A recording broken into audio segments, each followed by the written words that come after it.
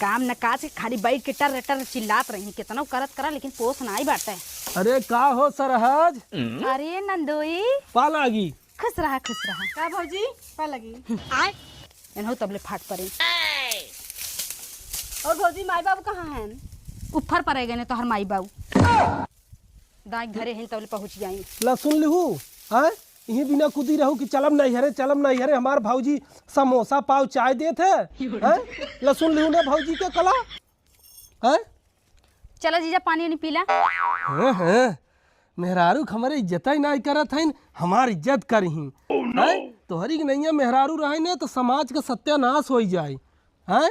नंदोई चला पानी पी ले और ननद के उठा समझे हूँ हैं। चला कुदी रहू चला घर एक चुमार के चल।